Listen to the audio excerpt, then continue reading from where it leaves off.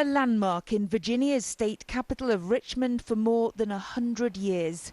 This statue of General Robert E. Lee is one of 110 Confederate monuments in the state. But it's been transformed into a new kind of icon.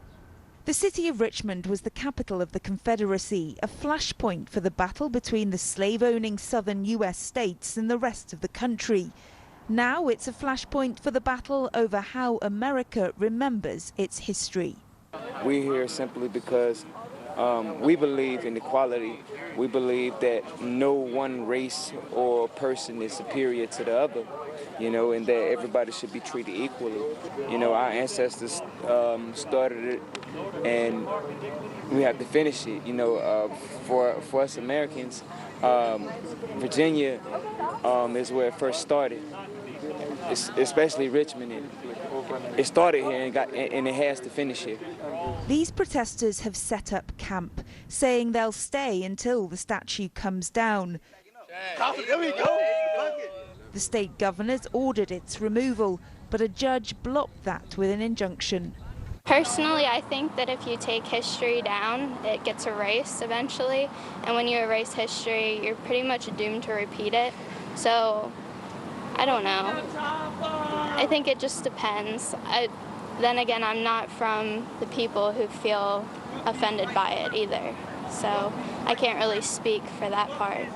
Jeffrey Peters is offended by it and the image of white supremacy he believes it embodies.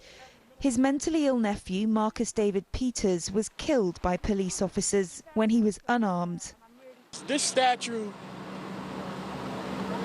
is the reason why my nephew was killed.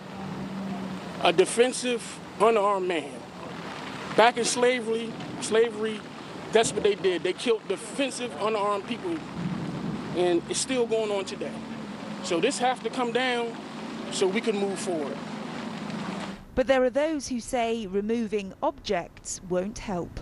I think you need to be sensitive to people's feelings about this. But look, at the end of the day, we can't have this be a discussion that's ruled by individual people's emotions.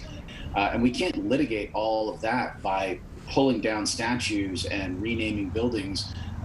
You get on this treadmill where there's no getting off, because what's offensive yesterday will be not offensive today. And in 5 years from now and 10 years from now, we'll have to rename everything again. So I think it's a lose-lose situation, and I don't think that it actually will change anything or improve anything by tearing down statues and renaming buildings.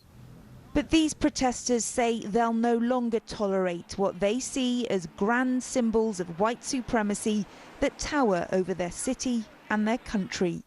More than 150 years since America went to war with itself, it seems to be doing it again.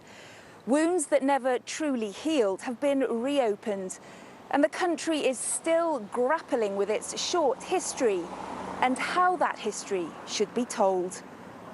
Kate Fisher, SABC News, Richmond, Virginia.